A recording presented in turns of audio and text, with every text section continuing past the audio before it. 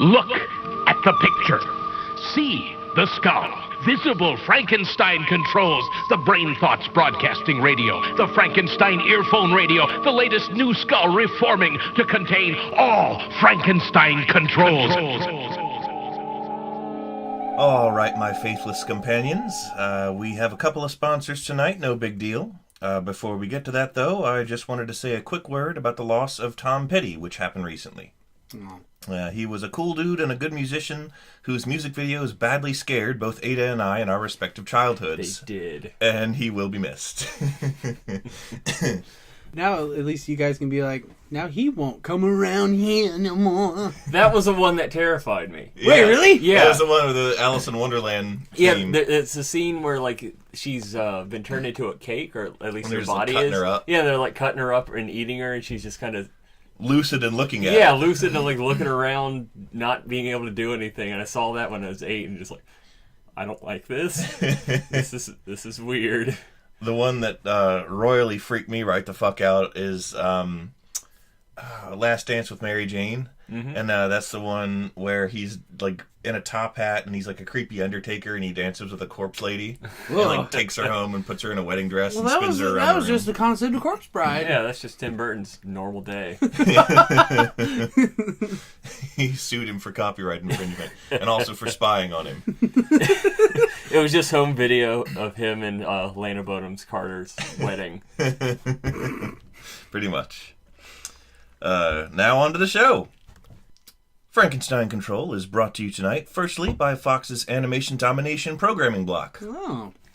Just in time for Halloween in a few weeks, they're rolling out The Simpsons Treehouse of Horror XXVIII, or 28.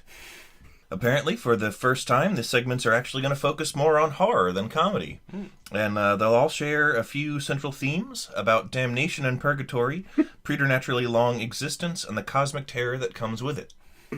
I've actually seen a clip of the upcoming episode where Homer looks directly at the camera for about 40 seconds and says, "And this, and this. You all know what the problem is. My God, this is me, Hank Azaria, begging you for all of us to please, please end our torment." No! Oh. It's said in Homer's normal voice and inflections, and it's animated like normal and fully lip-synced, so that's worth noting. Funny stuff, guys. Make sure to catch it. Oh, yeah. Okay. Are we going to finally have the episode where Bart dies?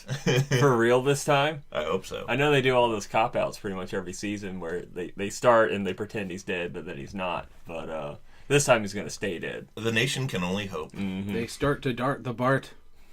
Our second sponsor tonight is actually Six Flags Entertainment, the corporation behind these successful amusement parks. In order to compete with the popular seasonal programs offered by their competitors like Halloween Haunt and Hallow Scream, Six Flags is starting up their own Fright Fest this year, with scares and attractions you won't want to miss. Want to see the Six Flags old man leer at you out of a bank of fog machine mist while minor key versions of the Venga Boys song plays from hidden speakers? Now's your chance.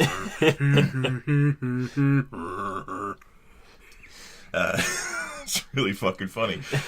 Six Flags Scare Fest will also feature loads of fright zones inspired by classic fan favorite characters from intellectual property licensed by Six Flags, like monsters from forgotten Scooby-Doo specials, such as Scooby-Doo Meets Patty Hearst, the one where she hijacks the Mystery Machine to flee a robbery.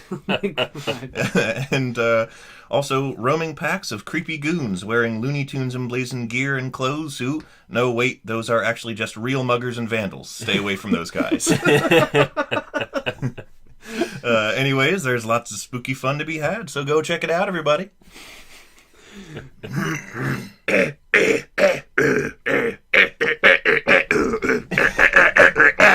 Who am I? Me. I'm actually suffering quite horribly here. I'm sorry.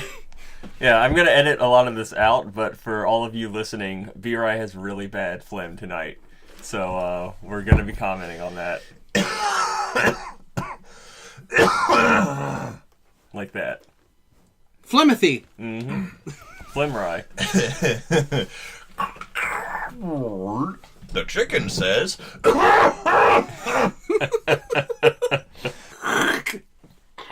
That's what that cow says.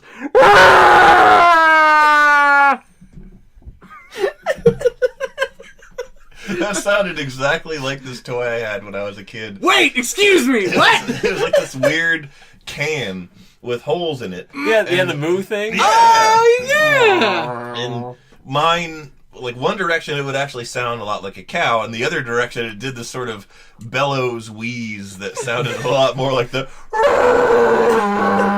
you did. Turn it upside down, you hear a cow. Turn it right side up, you hear a death rattle. The duck says.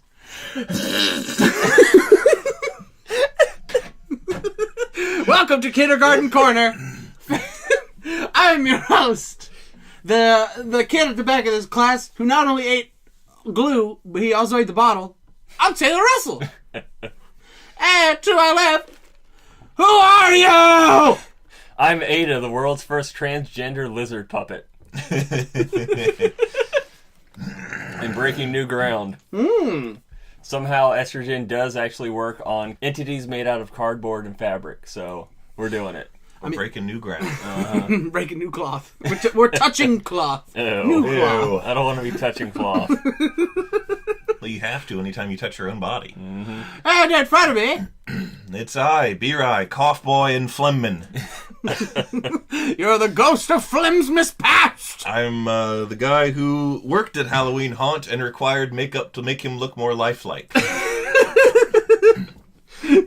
Man, okay, hey, I think we should note. Okay, first off, this is our first episode in October, the best month. Second of all, we all fucking worked at Halloween Haunt. Yeah. We did. We did. Mostly at different times. You Yeah. and I worked, the same year I worked, you worked, but you worked like 2 other years before that.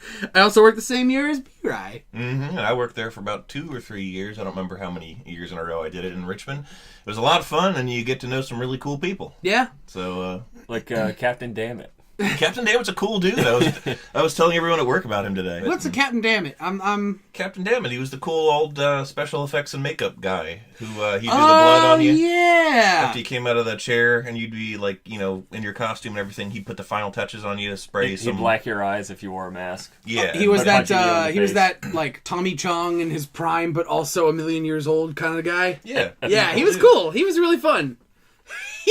Any guy who's like, all right, just give me a turnaround real quick, as he sprays blood all over you. Yep. You don't question what animal it came from. You just know that Captain Dammit's special recipe will set you up for a good night of horror and only a few transmittable diseases. He killed a tomato to make that blood. There you go. Poor tomato. Hey, got another spooky Halloween fact for you. What you got? Did you know that Jeff Sessions' sleep number on his sleep number bed is 666? Oh, what?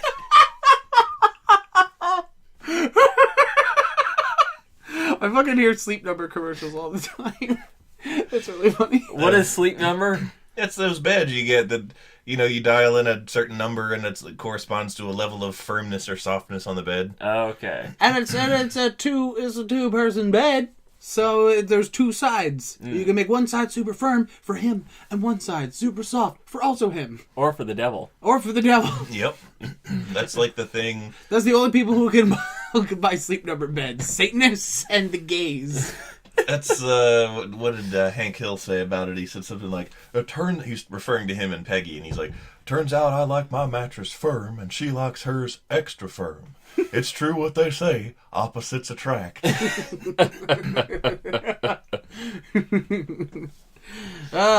guys, we glazed over it too soon. We worked at a fucking Halloween town for like years of our lives. Years? What do you mean? Every a month. every year we would do it. So technically it's years of our lives, even though it's not really. Well, for me, it's only 6 days. Well, I guess was it only 3 weeks? It felt like more. No, it's It felt like 5 weeks. Yes, at least. it's like 5 or 6. 5 Yeah, weekends. I think they start at mid-September and it goes all the way to right before Halloween. Yeah. It's just that... whatever weekend's closest to Hallows Eve. Yeah, I didn't realize that they started it in September, so when I applied, it was already a little too late. Oh. So by the time they picked me up, it was basically as a... as a replacement for people that called out. So I was only there for the last 2 weeks. So like, Yeah, You were an understudy undertaker. no, they had a special name for those. Yeah, I can't remember what it was. I can't remember either. But, like, it's weird. You always want to be that until you're that, and then you don't. Okay, so basically at Halloween Haunt, to let me lay down the groundwork for the folks at home. At Halloween Haunt, basically, you do some auditions, and they say, you're fat, be a pig. And they make you that. And then you're that for the entire season, and you're like put either in a maze, or you're set to wander about a certain zone in the park and spook people, or you're put in a maze and you spook people in the maze and you just hang out there and do a thing. Or they put you in the bathroom and you scare the pee out of people, literally. Well, they need that. They need to make sure people get it all out. The mazes are effectively like what you would call a haunted house in conventional parlance, and they are located at different sections around the park, and the sort of open park between them all and between the rides is sort of what they call scare zones. And they're populated by loose monsters who are not bound up by scenery or whatever, and they can sort of be anywhere and appear right behind you, and it's spooky and fun. And I've been both. I've been in mazes, and I've been in scare places. You've been a loose monster. I have. I'm a bit of a loose monster. I'm a monster hooer. And that was fun stuff. And I remember before I got assigned to a normal maze, like a normal person, I remember first year I was a pirate who would pop out of a box with a detachable hatchable. Like a little hatch that would like drop down and make this loud banging noise, and I just come out and go. It was really fun. It was a lot of fun. But pirates in the East Indies weren't known for hiding in containers and leaping out at people. They're known primarily for their, sea-based larcenies and rape. Well, on a semi-related note, I looked more like Shrek than I did a pirate. What? They put me in this goofy mask that made me look like Shrek. Like, it was green and bald and kind of chubby. Uh-huh. So I looked more like Shrek than a pirate. Like, they didn't even give me an eye patch. They gave me a puffy shirt, but they also gave me like a brown vest to wear. So like the Shrek look was very high. And so like the majority of my year, I would like pop out and scare people, and like half the time people would be like, "Whoa, shit!" And then half the time people like, "It's Shrek." You pop out from behind your hatch. Somebody! I should have done that. Damn it. Little do you know that you were actually based on real historical pirate and raider of the North and South Carolina coast in the 1700s. Shrekbeard. With a beard of Shreks. A beard of onions. Yes. He was swamp beard. He was known to swing aboard another ship they were attacking, and while shooting people with a flintlock pistol, scream, "Get out of my swamp!" Donkey. Yeah, his first mate, Donkey. It's an actual donkey. But like it doesn't have any pirate garb on it or anything. It's just a bare bones donkey. It dies within the first week because they didn't bring any feed for it. Speaking of Shrek, though, like this is going somewhere in terms of my costumed adventures, because the next year, I was cast as a scare zone monster instead of a maze monster. So pirate first year in the pirate maze. Second year scare zone. I was a pig man. Yeah, that's the year I was working with you. That was my favorite costume, because they basically had a pig face, like a prosthetic pig face, that they glued to my face. So like when I moved my mouth, the pig mouth would move.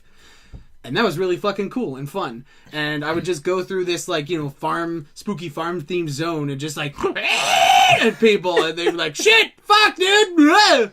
And that was fun. And then they liked me so much as Pigman that they made me Pigman again the following year, but they put me in a maze instead. And I was like right at the entrance. So like the very first thing they come across is this gross pig boy. It's like, "Bleh." And that was fun. And then finally, so let me just go ahead and give you guys the skinny on this one. Just a quick review. Uh-huh. Shrek Pirate. Pigman. Mm-hmm. Pigman. Mm-hmm. Vampire? For my last year I worked there, they cast me as a vampire. You were Count Shrekula. Yeah. But like they only put like minimal pale makeup on me and like fake fangs. It was like, what part of my fat ass screams vampire? What is there a fat vampire? They're supposed to be gaunt and, a fat bearded vampire. Yeah. And They basically see fucking Chumley from Pawn Stars walk into their audition office and they go, vampire! That shit's in this year! But yeah, and they made me a fucking vampire. And then I got punched in the face and I quit. Oh, yeah. Well, I mean, like, in 30 Days of Night, which is the only actual vampire movie to come out within the Well, last like 30 10 Days years. of Shite? No, I don't know. I haven't seen that movie. It's actually really good and scary, and I highly recommend it. Oh! And cool. But, like, the vampires look like real people. I mean, they look like people who could have been turned into that. Oh, okay. And, you know... So there's people from all walks of life suddenly vampirized? Yeah, however you look when you get turned into a vampire is how you look forever. So why couldn't there be a fat guy who's a vampire? Well, like, we were like the classical kind of vampires. It was like the like Bela Lugosi kind of get-ups. No sparkly vampires, even though Twilight was totally in, like, still famous back then. Yeah. So what they did was they gave you the Shrek mask, upon which they took a black Sharpie and colored in a widow's peak and gave you a I didn't have a mask. They just painted me pale. That's all they did. Like, I was I was like, well, I'm supposed to be spooky, no? Just fucking look like Guillermo del Toro at a costume party. It fucking sucks. I look ridiculous. And I had to suffer that whole year, and then, like, the second to last weekend, some guy decks me in the face, like, completely apropos of nothing. I didn't even scare him. He's just sort of, like, walking by, and he decks me in the face. I just grab him by his collar and don't let go from the sheer rage. Yeah. I call security, get his ass kicked out of the park permanently, and then I just stomped home mad, and I was like, I'm not coming in anymore. That's it. I quit. Fuck this job. Fuck my life. It's over. I don't want to be Vampira. I don't want to be Vampunchera. Exactly. Punch. A punch fire. Vampunch. One Punch Drac. But yeah, I had some good You times. should have pulled your pants down and said, "Hey, Twilight, enjoy this new moon." And at the end of the movie, the werewolf fell in love with the baby, and everyone said, "These are great books." Mm-hmm. I was a vampire once, and What was that like, living for eternity on the blood of virgins? yeah, once in a while I was a vampire, immortal and everything. Gave it up, but they put me in the bathroom of not an actual bathroom. In the maze, it was like a vampire high school, so they had a bathroom type area you would walk through, and I would jump out of the stalls and scream about like diarrhea or whatever. Would you really do that? Did you really shout like diarrhea? I did. I was shouting something about chili burritos because there was blood all over the walls, but it was dark and like dried up, so it looked brown. Ew. No, I get that feeling somebody was like, "This is gonna look like shit when it dries." Yeah. Did I ever tell you guys about the time I went over to Steven's house and he wasn't there? And there was shit all over the wall. No, well, that was normal. Okay. That was normal for that to be. But, like, I went over to his house, and I came in, and, like, I was invited. It was a planned, normal thing. And he wasn't there. And, like, I looked around his whole house, and he wasn't there. And, like, I was like, Steven? Where are you, man? And I, like, went into the basement, and I was, like, on the verge of being like, the fuck? And he, like, leapt out from a hiding place that I never would have guessed, and he screamed, "Count Chocula!"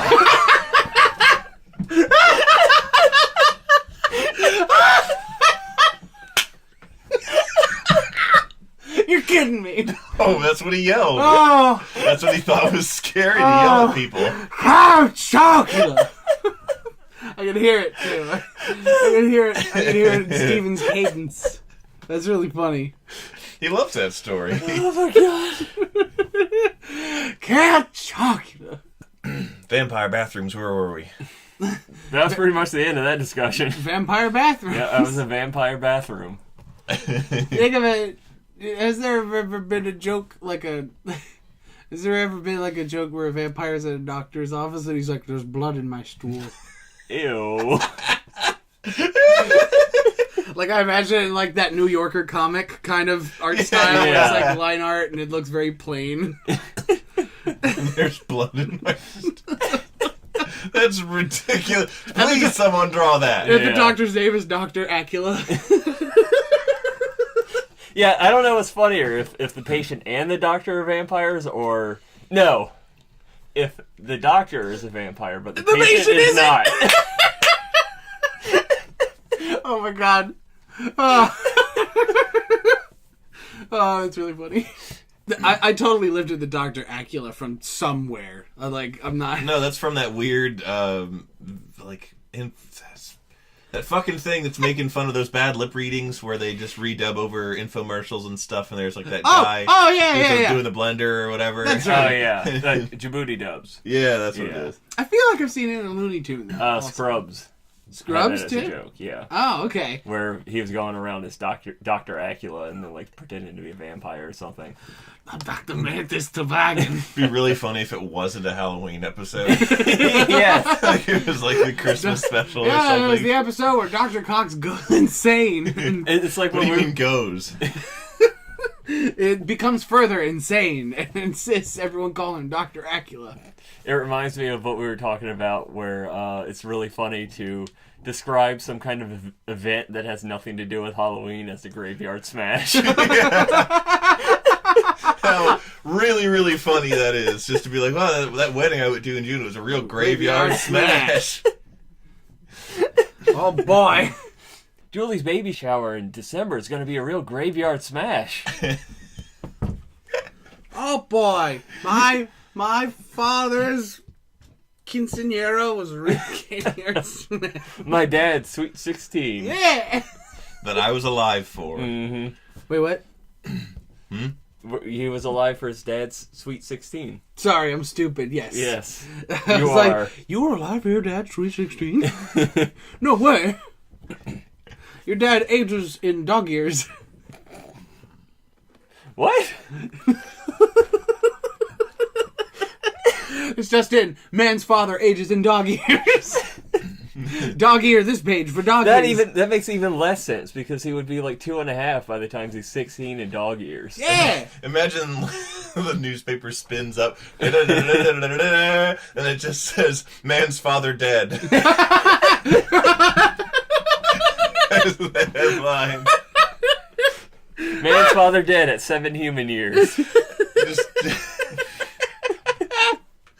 Oh, that's funny. Ooh, baby. Oh, I'm sorry. I mean, ooh.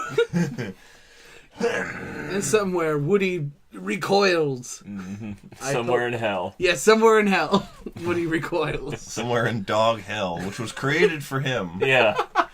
Yeah, they had to make it just for him. They're like, all dogs go to heaven, but not this one. Not Woody. If they let Woody into heaven, it wouldn't be heaven for everyone else. Yeah.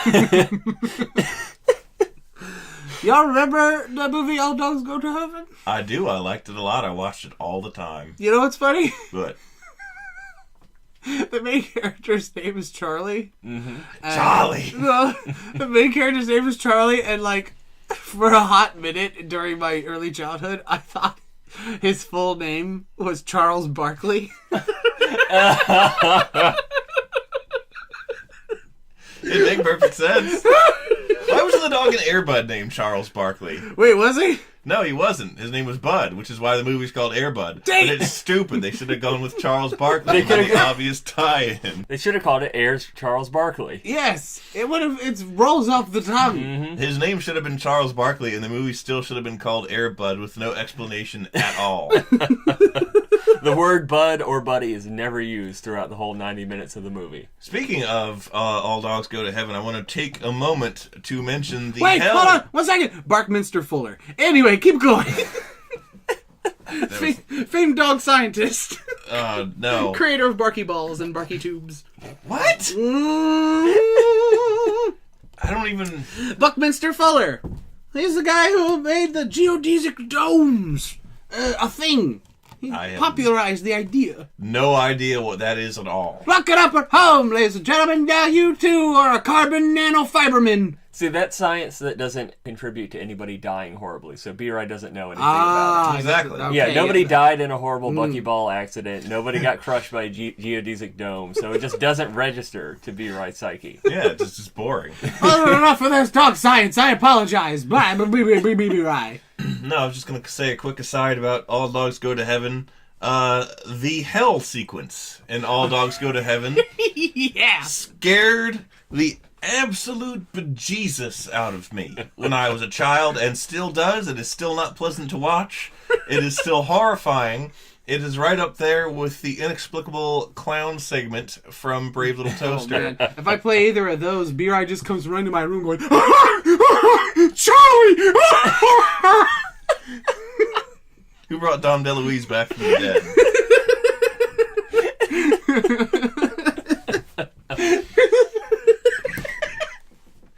Oh, boy. That hell sequence is no joke, though. It is. Look that up on YouTube, kids. Yeah. Be traumatized. There's a reason I'm this way. It's all because of all dogs go to heaven. It ruined me. Oh, boy. Also, that the air conditioner in Brave Little Toaster. Also, That's not my function! my function. Oh, he says, I thought it was, that's not my function. No, it's my function. Like, that's just, he goes on this huge rant. Then he explodes Yep. and dies. There's a lot of weird death in that movie. There is. There's like a whole lot of death. Like that flower that gets so depressed it just dies. Because its own reflection didn't love it. And of course, don't forget the mass execution scene of all the cars. That was Oh, my yeah. favorite part of the... I watched the movie for that scene. I love that scene. Okay, hold on, wait a minute. You're scared of dogs going to hell, but you're okay with car people getting smooshed. That's Cars. because dogs are innocent and pure, but car people are they're just bad inherently. And also, I They mean, deserve to be punished. they're all bastards, but I mean, they're machines. You just put them back together. Not when they're like that. Sure you can. Think about it like this. If you're running by that logic, if the car people could just be put back together, does that mean that some part of them is still alive even while they're crushed into the gross cubes? Yeah, but they can't feel pain. They're cars. Well, I don't know. I think all the characters in the movie would argue against that. Well, I don't like the tone of your argument there. Speaking of, did you see the meme that came out relatively recently about people said the existence of a VW bug in the Cars movies?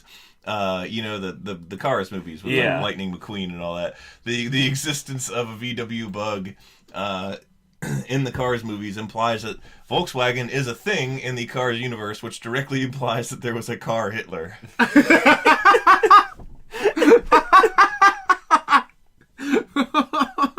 Gives a whole new meaning to Hitler's death car. Yep. Oh, but you can't say the Hitler word. We'll get banned from YouTube. You can't say his name. You can't even say the Nazi word. No, you probably can't. People are freaking out over YouTube stuff again. Well, But That's because they keep saying that.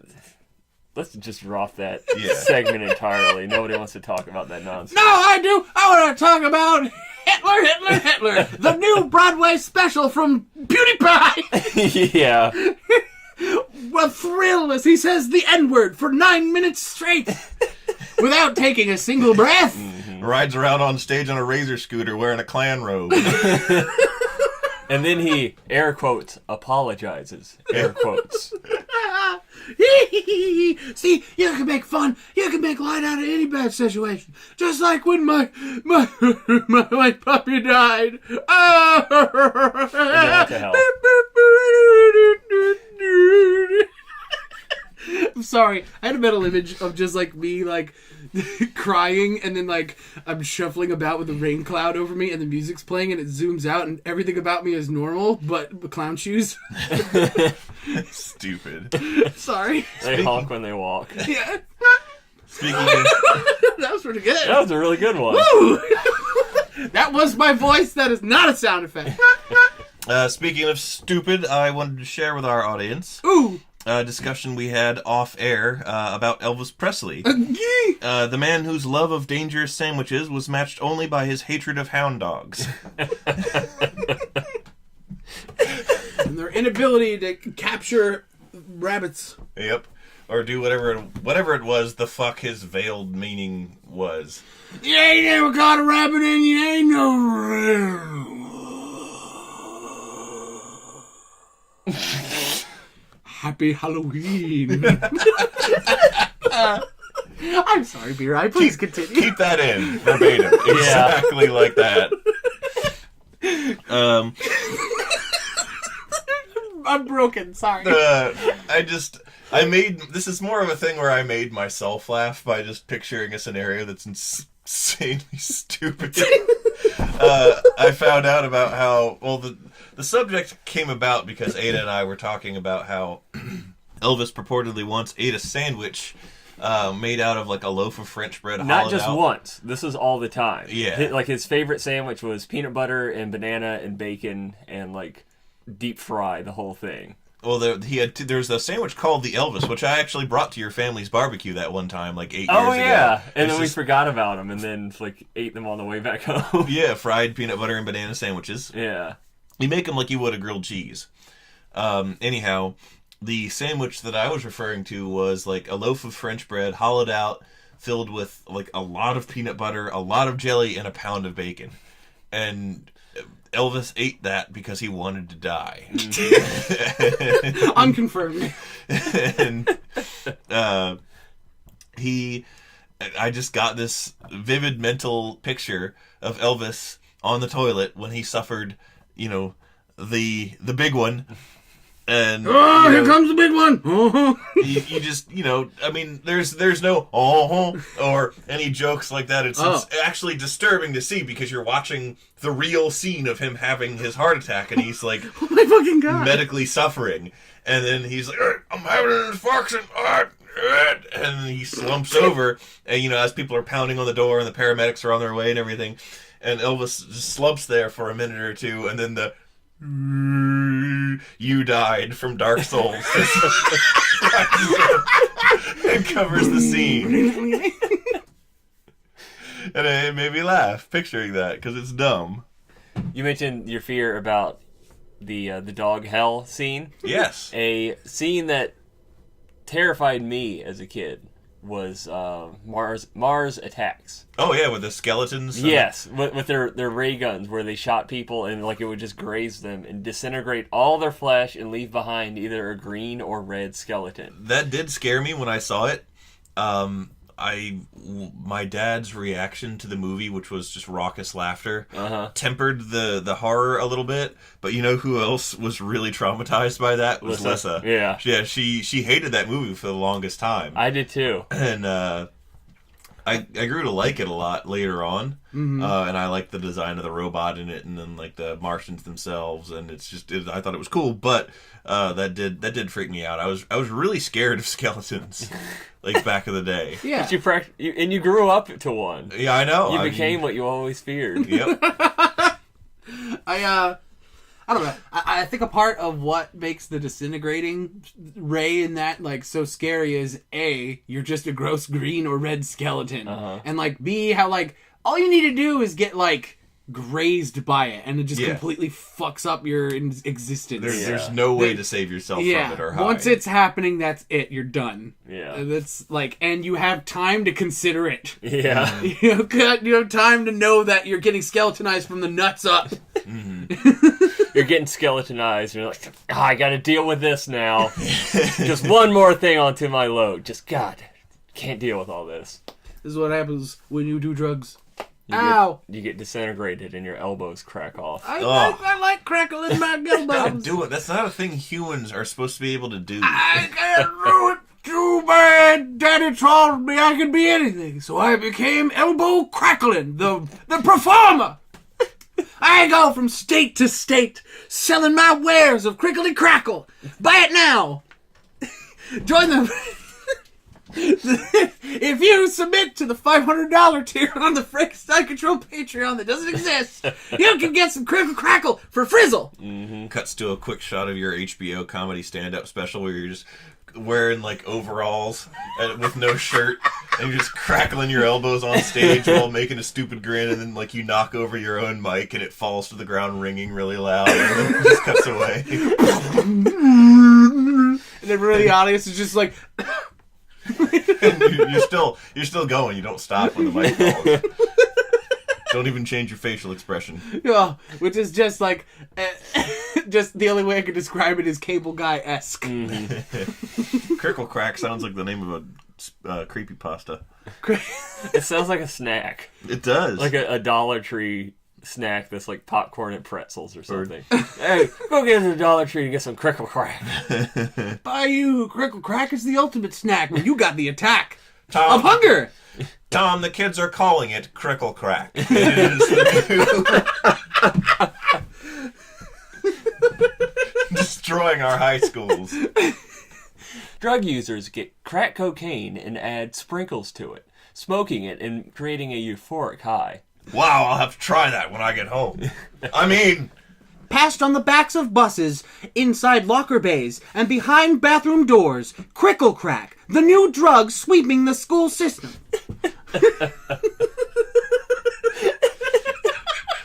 Just something, there's something so like Roiland-esque about like playing it completely straight, as accurate as possible, and then the drug's just called fucking Crickle Crack. These back-alley lots behind the school were once used for the illicit trade of PS2s for graphing calculators by Stephen and B-Rye. That's how he got his PS2 back in the day. Okay, gonna have to elaborate on that. Oh, yeah. The PS2 was out. We wanted one. We were 12 and could not afford them. Some kid whose, I guess, dad bought him one and he wasn't really into gaming, but he needed a graphing calculator, offered to trade his PS2 for Steven's graphing calculator. And so Steven and I met the kid. He brought me along for muscle in case the kid tried to hustle him or something. And Muscle prevents hustle. We showed up. We met him behind the school. The trade was accomplished. The PS2 worked. Steven bullshitted his math homework for the rest of the year. And we played that really violent, fun gladiator game that came out that no one remembers. You know what, that kid, he lost out in the long run just because, I mean, if he needed a graphing calculator, he should have just waited for the hit game to come out, Graph and Daxter.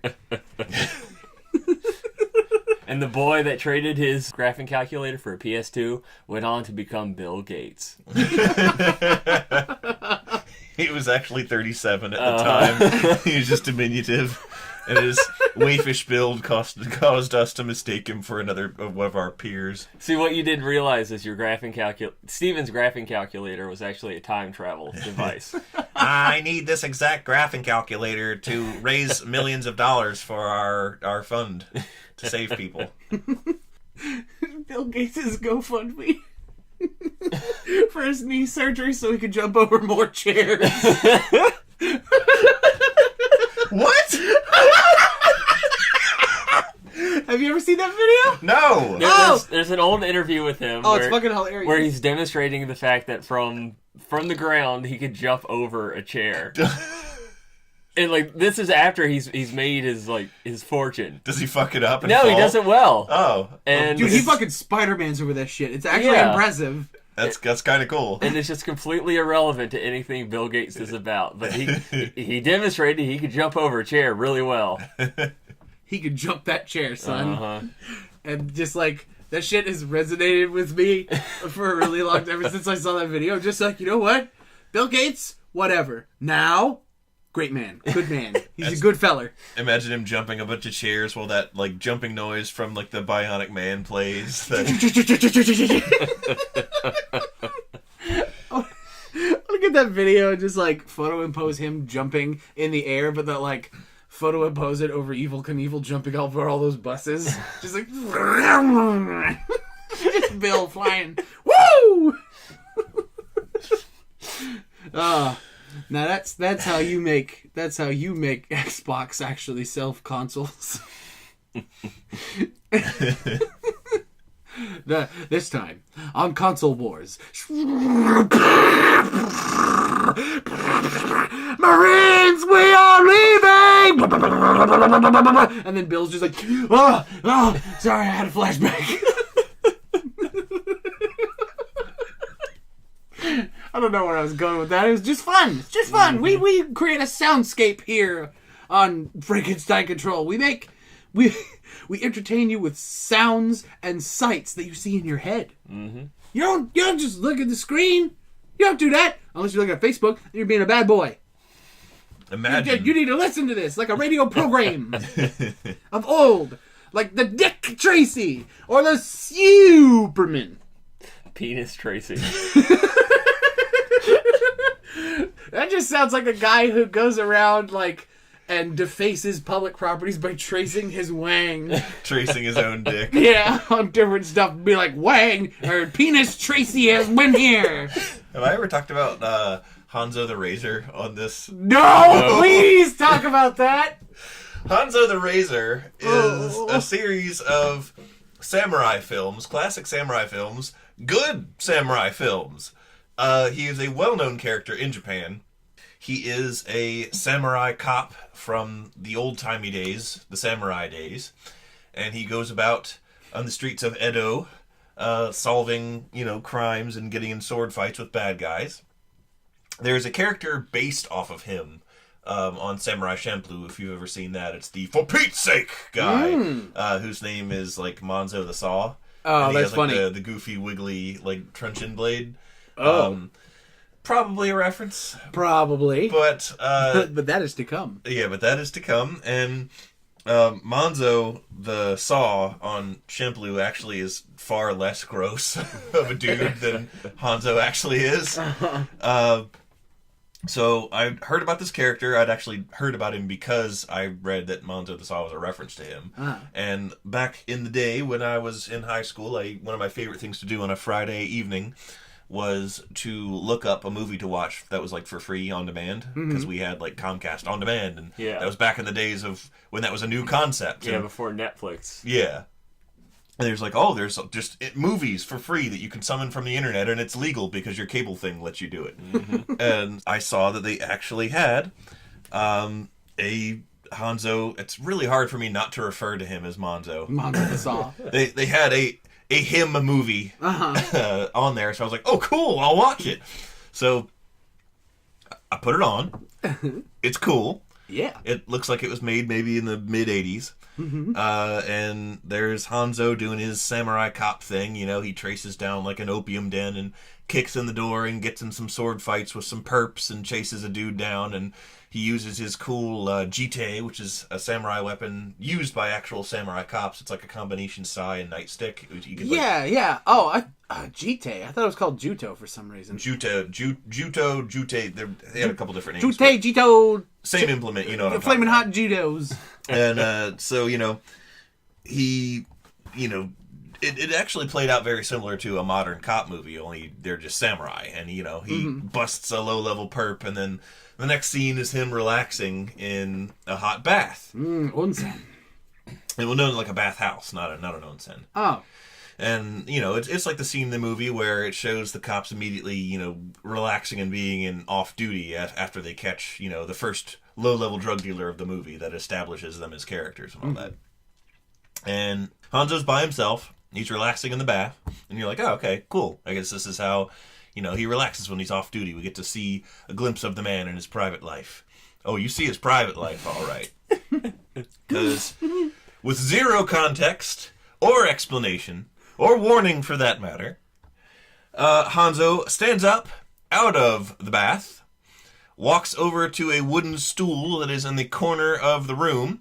A shot of the stool establishes that there is a penis-shaped indentation in the wood itself. While you don't graphically see this happen, you can tell through context and implication that he is placing his probably erect wang in said indentation. He raises in his right hand a short stick or club and proceeds to vigorously beat himself in his own dick. And just...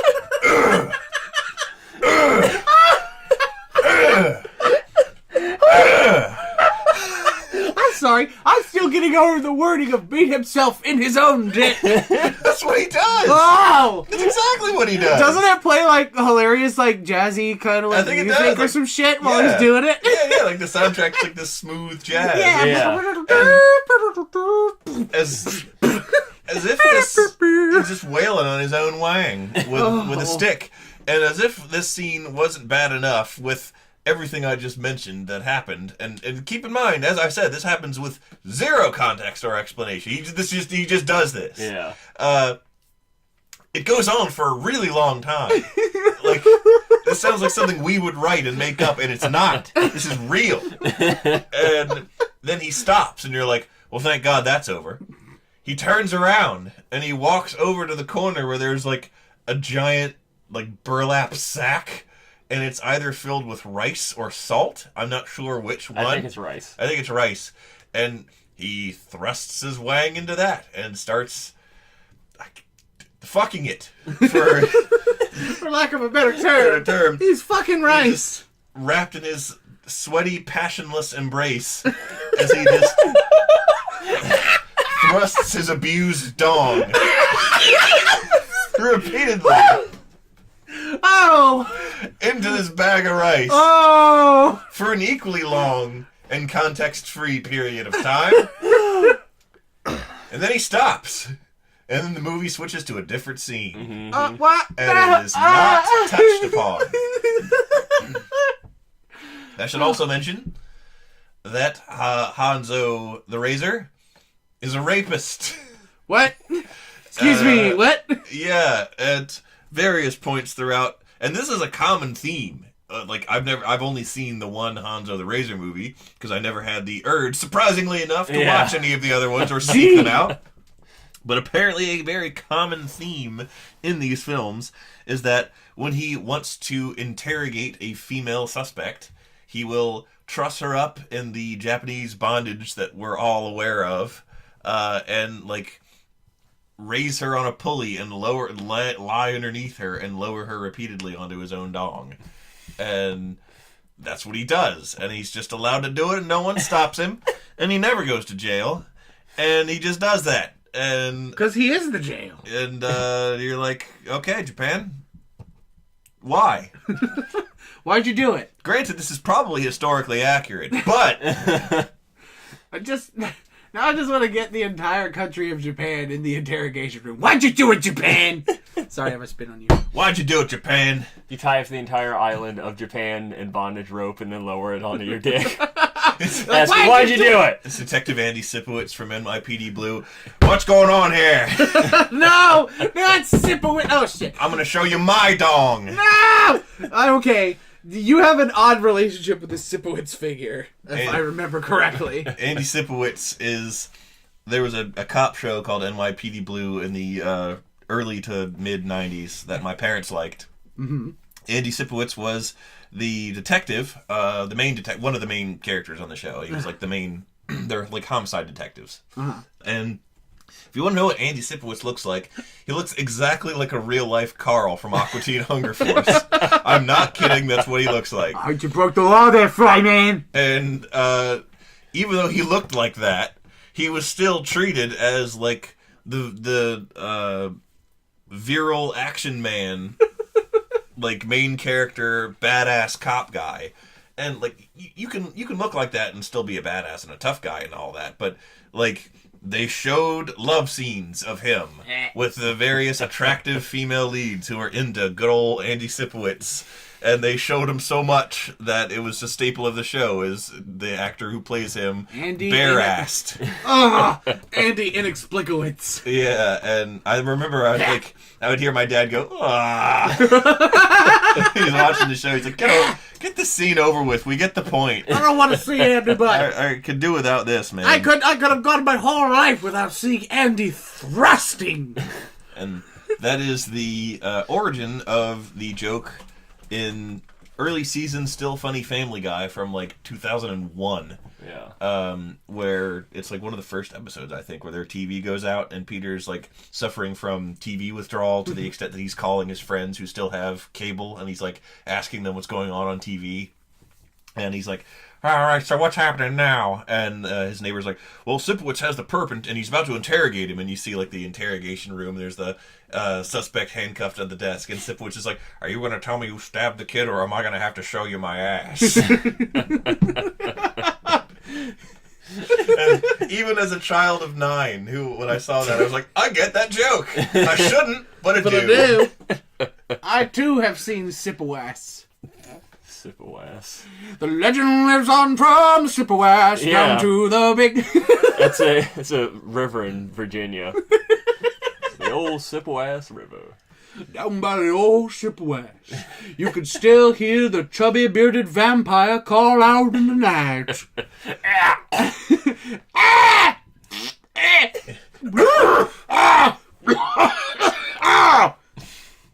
The call is so beautiful. You can hear it in the night. The source of the scream. Explain that a little bit. All it is I found a picture of this bizarre screaming Bigfoot man, and at the top it says "source of the scream," and that's just Taylor Russell. Well, you sent it to me. You sent it to me over Facebook with TaylorRussell.jpg. Yeah. And it was just the shouting Bigfoot, the source of the scream. Just like, this is the single most accurate thing you've ever sent me. What am I if not a hollering skunk ape? A hollering Bigfootman. I think that I mistook it for your driver's license photo. Actually, my driver's... Okay, I only correct you because this is a funny thing in and of itself. My driver's license photo fucking looks like Penn Jillette from Penn and Teller. Like a young Penn Jillette. I just look like that. It's really weird and creepy. If I don't want to post my driver's license online or anything, but just take my word for it, folks at home. It looks weird. And it also makes me scared for becoming 50 because I see Penn on TV and I'm like, oh God. Oh, yeah. Oh no, this is the future I have in store. Oh. There's no escaping it. This is some Robert Heinlein alternate timeline weirdness. Oh, it's the Heinlein timeline! I'm not gonna fucking wear a ponytail, I'll tell you that much. You're gonna go on The Apprentice and have Meatloaf steal your crayons. That happened. Explain that at once! That happened on Celebrity Apprentice. You know, the show that our fucking president used to be in charge of. The old troll and dump. Yeah. I think it was that season. Penn Jillette and Meatloaf were on the same season, and Meatloaf has like this ridiculous anger issue, and like he couldn't find crayons that they needed to do a project, and he threw some huge shit fit over it, and is like fighting with like Gary Busey. Yes, Gary Busey and Meatloaf were on the same season. Oh my God. And Gary took my crayons and I was crazy and a feeling came upon me like a tidal wave.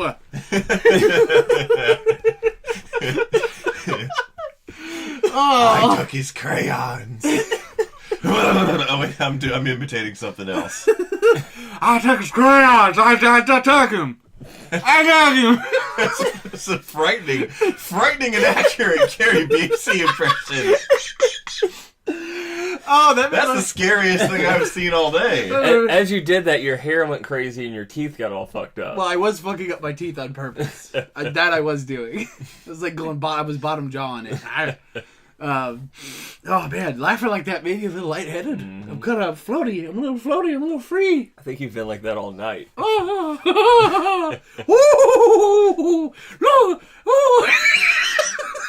Are you done? No, I'm never done. I'm sorry. The spirit's overtaken me. Mm-hmm. It feels good. It feels good getting amongst my friends and chatting about funny shit. Oh boy. Oh, I have a good time. Well, I have a good time here, but sometimes you gotta get serious. Sometimes we gotta talk about the problems this nation is facing. Did you know, every year, a fat man gets hungry? He solves it, though. Don't worry about it. He just goes to 7-Eleven, gets a sandwich. And it kills him. Slowly it kills him.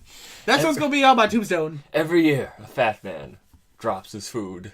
Oh! And eats it off the floor. I've done it. I admit it. Your epitaph is just going to say this was a long time coming, or like this was a work in progress or something. Oh, be right, if we're all a work in progress. It just says, all of you saw this coming and none of you stopped it. And then a picture of, like, my favorite sandwich that I buy at 7-Eleven. The foot-long Italian sub. It's really good. Taylor Russell, 1989 to 2018. Epitaph. This could have been stopped with minimal effort. Mm-hmm. Could have stopped it. Didn't. This could have been stopped with minimal effort by me. And I didn't. Famous last words. Fuck you, I ate this sandwich. That's it. There's nothing funny about it. It's just what I say. Your epitaph is just in quotes and it says, are you going to eat that? No, that'll be mine. Yeah. That's actually true. On B-Ride's epitaph, it's just going to be press button. and there's this like big red button on it. And when you press it, it goes. It's dumb. And then two inflatable clown shoes go like that from under the grave. yes, like approximately 6 foot 2 inches from the gravestone. They just kind of like unfurl. I'm 6'5", by the way. Ah, shit! Not after the accident that killed you. Yeah, fair enough. As you lost the whole top of your clown afro. Your rainbow afro. A rainbow wig. Little known fact, but the vital organs of a clown are stored in his afro. So the bigger the afro, the more virile the clown. Uh-huh. A lot of negligent clown owners will actually try to trim their clown's afro and end up cutting them and killing them. Oh, shit. Yeah. I'm just picturing in like Charles Darwin's crabbed hand in his actual scientific journal from 18 or whatever. I'm sorry. It just says- I'm sorry. I gotta stop you there. Crabbed hand. It's what you call like cramped and scribbled handwriting. Oh. It just says- I thought you were just implying that Charles Darwin had big old lobster claws. He did. He only had one. His other hand was normal. Yeah, his crabbed hand and then his normal hand. He wrote with the crabbed one. His crabbed hand and his human hand. Just in the scientific journal, it says, the larger the afro, the more virile the clown. Survival of the hunkest. The clown's mating noise echoes throughout the Galapagos Island. I like doing honky honk. It's fun. I can do the honky honk. That's how I attract mates. Go to the local bar scene and the music be thumping and the girls be grinding and I go, and they're like, oh, be with me. Oh, please. They're like, who let this pig man in here? And then I go, oh, and then somebody's like, I found the source of the scream. Another good epitaph for you would be Taylor Russell. He died as he lived, screaming. I hope I go out with a good belter. A good old cranking out a hot heater of scream. Mm-hmm. A hot heater of scream. Ooh, gotcha. That's gonna be the Halloween Haunts next.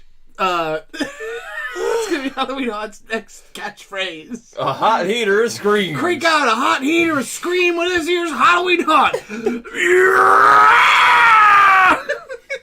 Speaking of the Howie scream, there was a time where where B-Rye and I went to Halloween Haunt as patrons instead of employees, and We just try to have fun. Yeah, and we are like walking around, and we passed by one of their like short Little live shows. Yeah, live shows. Music-based live show. Yeah. People dancing around on stage. And like the song is going on, and then it kind of stops, and the singer goes, now scream! Scream! And then it plays, unironically. And B-Rye and I fucking lost it. We just doubled over. Could not contain ourselves. And poor Lissa was like, the fuck is wrong with you guys?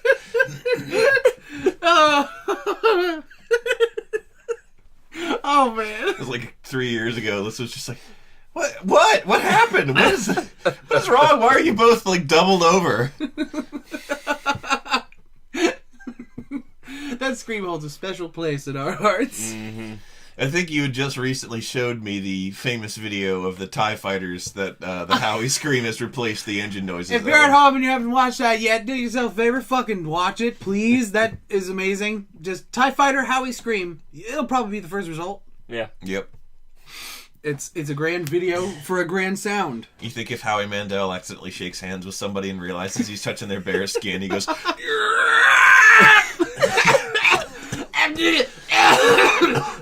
we're all past our scream quota. It's Cough Central. Please help.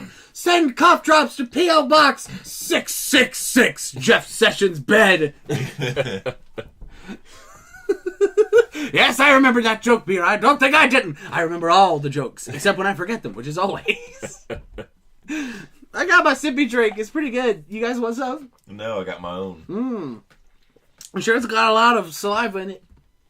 That's gross. I mean, it's not mine. I just put it in there. Yeah, you just drink saliva. I got like a. Oh, I'm sorry. That is pretty gross. That almost made Beer Eye Barfles. Ugh. God, you actually like lurched, dude. Yeah, that was gross. That was like a legit like. That's a big grossness for me. I mean, it is to me too, but I face my fears by dropping about them. I don't. I dream of you just wearing a mask all the time. When I saw a 3-foot spider in my room, I didn't run. I laughed at it, and that's how I got no legs no more. Spider done laid eggs on them, but at least I can look back on it. And At least you're not a virgin anymore. That too.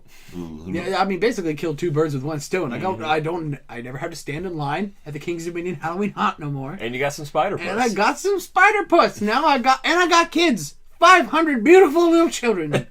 I like to imagine that a spider puss is a combination with an octopus and a spider, but it only has 2 legs. But it has 8 vaginas. Ew. Imagine. Good old Neil C.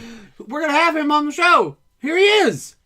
Oh, hey guys, how's it going? Oh, God, oh, God. Neil, no! Neil! Oh, he's fine. He's okay. Wait.